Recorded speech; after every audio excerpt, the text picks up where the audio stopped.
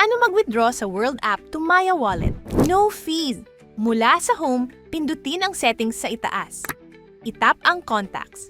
Kung hindi mo pa na ilalagay ang iyong mobile number, itap ang add phone number. Ilagay ang mobile number na konektado sa iyong Maya account. At itap ang confirm. Pumunta sa message at ilagay ang code na ipinadala sa inyong mobile number. Bumalik sa home. Itap ang wallet sa ibaba. Itap ang send.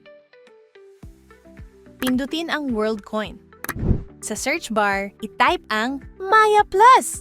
Siguraduhin na tama at may verified badge ang Maya Plus bago pindutin.